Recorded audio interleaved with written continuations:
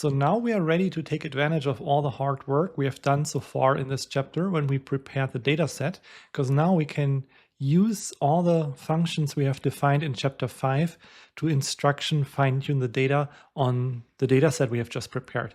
So when I started writing this book, I put a lot of thought into designing these functions so that we can reuse them, because that will make it more readable and I hope also more easy to follow. However, also in reality, it happens to be like that instruction fine-tuning uses exactly the same loss that we used during pre-training, namely predicting the next word in the text. The only difference now is, of course, that the text is slightly different structured from compared to pre-training. In pre-training, it was just raw text. Now we have these response and instruction fields and so forth. So, but the loss function is exactly the same, which is nice. So when we look at our previous chapters code file here, when we go to chapter 5, we can reuse certain aspects. I mean, we already reused the generate function just in the previous section. We can also reuse the train model simple function because it's exactly the same loss function. And then inside there, of course, we also have the calc loss batch and calc loss loader utilities. When you're running this, please make sure you're using the code from chapter 5 for the loss loader and not the code from chapter 6, because the calc loss loader in chapter 6 was using a calc loss batch version that was based on the last token. And here we're interested in all the tokens, not just the last token. So yeah, please make sure you're using the correct code from chapter 5. And then what we can do is we can simply import our utility functions here. So I'm importing the calc loss loader because before we started training, I wanted to just briefly double check what the loss is before we started training. So here I'm just iterating over 5 example batches to calculate the loss to start with. And ideally, yeah, we want to improve the loss as always. And I should also say, for the runtime. So this will be a bit slower than in any of the previous chapters because it's a bit more expensive. We have also a larger model now. We have the 355 million parameter model. And I did run some experiments just to show you, but yeah, just to complete the thought here, we have a loss of about 3.8 and we want to get that down to 0 basically, or close to 0. So here, just showing you some numbers I got when I was running this. So I was running this with a small model. It took about 5 minutes. With this 355 million model, it took about 15 minutes. And this is on an M3 MacBook Air. So I'm running this right now on a M1 MacBook Air. So as you can tell, I like MacBook Airs. It's actually my favorite computer because they are relatively cheap and light and portable. I would say at home, you know, if you don't travel, it's very overkill to get a separate MacBook Air, but yeah, I like these computers because they are so light and versatile and fast and everything. So in any case, I was running this for 2 epochs and it took about 15 minutes on this model. And so if I'm running this example here, it will probably be taking 20-25 minutes because it's a lower computer and I'm running all that recording setup here and everything. But just to give you the reference numbers and expectations, if you're running this on an A100 GPU, it just takes 1 minute. So it's actually super fast and super cool. You can optionally also run it on the MacBook GPU, like the MPS. Then it's going to be faster than on the CPU, but the results might look slightly different. Also a bit depending on which PyTorch version.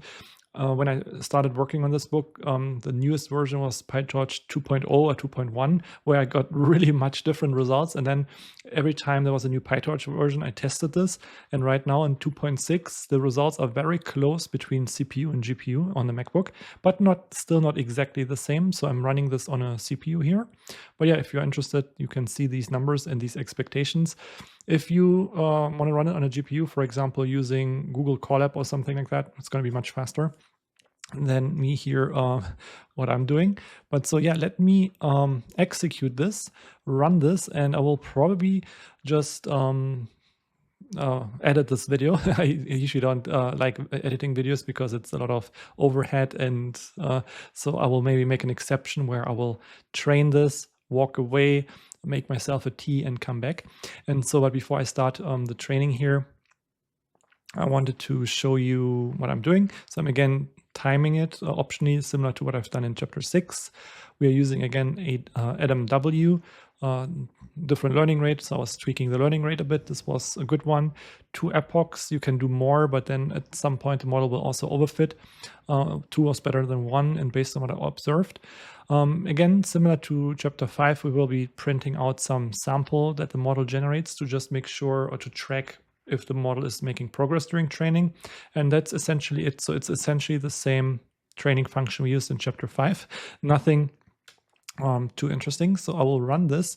And before I walk away and make myself a tea, maybe I can also go over some of the bonus materials. So if you go to my GitHub repository, RASBT LLMs from scratch, I do have some bonus material for each chapter. It's like material that is optional but might be interesting. And so I have some utilities here for how I created the data set for this chapter. So I made a few examples, and then I found near duplicates, removed them. It's not something you have to use by any means, but it's just, something I find useful, and so I just shared it here. Then there are some additional evaluation utilities. I would say let's not talk about them now because we will be getting into the evaluation later on, but just so you know, there's an API as a way to use the OpenAI API to evaluate the model, and we will be using a tool called Ollama. Also a fun bonus material to generate an instruction data set using Llama. So this is using a Llama model, Llama 3, to generate instruction data. So there are some instructions for doing that if you're interested. What else? Then utilities on improving the data set for instruction fine-tuning. And here, one point where we generate a preference data set. So what is a preference data? So right now, we are tuning the model on instruction data. So instruction data is what we have seen before in this format, but users might have a different preference. Let me see if I have a nicer figure in this one. So I should say instruction fine-tuning is always done for any LLM, usually like ChatGPT LLMs, all the LLMs that are available in ChatGPT, for example, or currently also Anthropic Claudes and Google Gemini. Instruction fine-tuning is a very common step that follows the pre-training. But after the instruction fine-tuning, there is another step people often do, and that's called alignment, or sometimes it's also called preference tuning. So there's pre-training, the instruction fine-tuning we are doing, and then there's also often an optional alignment step, and this uses usually RLHF, which stands for reinforcement learning with human feedback, or DPO, which stands for direct preference optimization. So the original first ChatGPT model, which was, I think, GPT 3.5, it was based on a paper called Instruct GPT. And that proposed this whole reinforcement learning with human feedback procedure. And then Llama 2, for example, they used RLHF as well. And then later LLMs used something else called direct preference optimization because it's a bit easier to implement. And so Llama 3 is based on direct preference optimization. And in general, you can think of both of them as alignment methods. And which one is better? I mean, the jury is still out. I do think I had, if I can find it here, I did have a post on that. I would have to search for this right now. But yeah, so I did write about this at one point where here, how good are the latest open LLMs? And is DPO better than PPO? So PPO stands for a proximal policy optimization, which is a technique used in RLHF. Long story short, also maybe I can also scroll down and I haven't, here, I just saw it. RLHF and its alternatives if you want to learn more. But long story short, these are two methods for aligning an LLM. So it's essentially nudging the LLM to generate preferred responses. So here's an example. where you might have a prompt, an input prompt, where it says, what are the key features to look for when purchasing a new laptop? And there could be two types of responses. One could be more technical. So it says here, when purchasing a new laptop, focus on key specifications such as the processor speed, RAM size, storage type. So this would be a valid response that a chatbot might give to a user who asks about what to look for when purchasing a new laptop. However, a different answer could be more, I would say, general, like think about how it fits into your daily life. Choose a lightweight model, like I do with my MacBook Airs. So if you travel frequently and so forth. So there could be different preferences, and I wouldn't say one is more correct than the other. It's just a human preference. And so with alignment, this is one way when you have the LLM generating different responses to get the LLM to generate a more preferred response. And it's a whole process where you have to prepare the data set and so forth for our LHF or DPO. And here I have a notebook that goes through the steps. Oh, here I wish I had known that before I started talking. So here's also the whole RLHF pipeline. So here RLHF is more expensive because you have an additional reward model that you have to train. But maybe that's a story for another time. So you can do this as an optional step. Here in this notebook, in this bonus notebook, I am implementing DPO, which is simpler than RLHF because it doesn't use a separate reward model. If you use a separate reward model, that means you have to have two LLMs in your compute memory, which is more expensive. And often people prefer DPO because it's simpler to implement. Performance might not be quite as good if you have a fixed data set, but you can iterate over more data points faster. So in that sense, you can compensate maybe for the slight lag in performance modeling performance compared to RLHF, and both both remain popular options. And if you are interested, after our instruction fine-tuning here, if you are interested in aligning your LLM, I highly recommend you to check out this additional notebook, which I have here. So chapter 7, preference tuning with DPO, and then this notebook. And here I'm implementing this from scratch.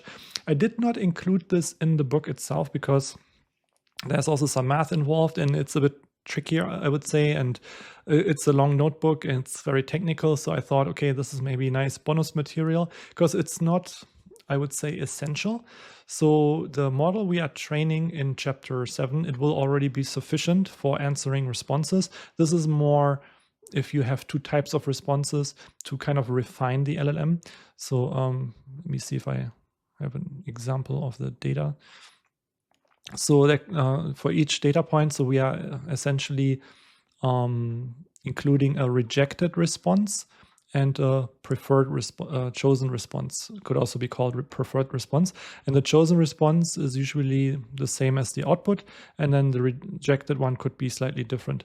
So this is what we had in chapter 7, and then I was using the output as here in this case as the chosen one, and then I added a different one, and you can see this one is slightly less friendly. So if a model responds the correct spelling is obviously occasion, it might be a bit, I wouldn't say offensive, but it sounds a bit weird if it kind of like almost like scolding the user or something like that. And so a preferred response might just be like this one.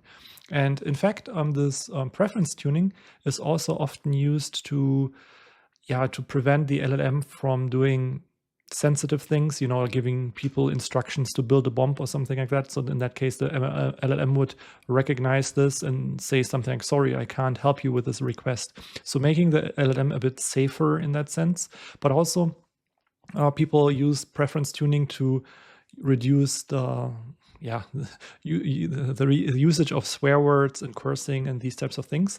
So and as you know, there are different types of LLMs out there. There is ChatGPT, Anthropic, Claude models, and then there's Google's Gemini, X's Grok, and so forth. And I've not really used it myself, but Grok, for example, is known to be a bit more offensive compared to ChatGPT. And so this is some behavior you can achieve with preference tuning if you give preferred and rejected responses, and then train the model.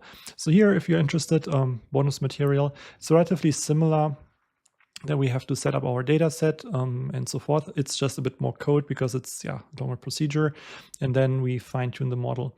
So it's, if you're interested, quite interesting. And then the model will generate responses with a certain preference, essentially. Okay, so this is one of the bonus materials. Let's see how far we are. I mentioned I wanted to make myself a tea. Maybe I don't have to because the model is almost finished fine-tuning here. What else do we have? Let's see. If I go to chapter 7, of course, the exercise solutions, I will not go over those. These are really meant for you if you read the book and want to do the exercises. One more thing here I wanted to mention is the interface. So this is similar to what I already showed you in chapter 6. So here we have an interface based on Chainlit where you can interact with the model similar to ChatGPT. So you can write the query here and it will give you the response. So what I'm saying, similar to ChatGPT here, that means that it looks like that in terms of the interface, the user interface. So this looks quite similar to this one. Okay, so another bonus material, let's just check out the code. So how it works is similar to what we are doing is we are loading the LLM here.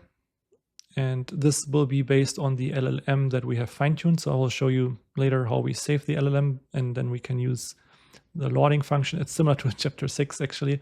And then here, when we extract the response, that one trick I showed you where you just truncate and then replace the response tag so that when you look at the response, I closed it now, but that it doesn't show you all these alpaca formatting styles. And this is also another nice optional material if you want to build a nice little chatbot. Okay, I see it's trained for one epoch. I will probably take a break here, edit the video if I don't forget, and be back with my tea then.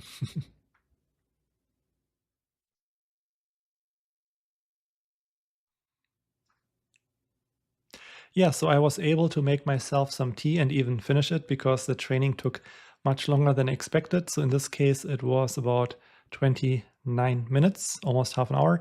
And that is just due to the fact that this is a 2020 MacBook Air, pretty old computer, running all the recording software and so forth. But yeah, in reality, also 30 minutes, I'm a bit impatient because I'm recording here, but in the grand scheme of things, this is actually not too bad because people train LLMs usually for weeks or months even. And so here, getting results in half an hour is actually quite cool.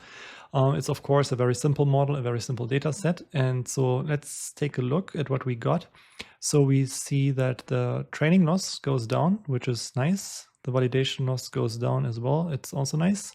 And we can see based on our intermediate output that we print during the training that the model is doing an okay job. So we have the instruction convert the active sentence to passive. And so the active sentence, the input sentence is the chef cooks the meal every day. And the model response is the meal is prepared every day by the chef. So I would say this is a correct answer. So this is now the sentence converted from active into passive voice. And so with that, we do have the model generate good text. We also have this end of text token. So we can use that to stop generating text when we use our generate function. Because otherwise, models tend to just keep on generating text. I was training it for 2 epochs. You can see the training loss still goes down. The validation loss, it goes also still down a little bit. But I think this is kind of like reaching overfitting territory. So to see this more easily, I also just reused the plot losses function from chapter 5. And here we can see the loss goes down in both cases. And then the training loss, the training loss here is lower than the validation loss. There's quite the gap. So there's a bit of overfitting. It's not too bad, but so we can see model trains well.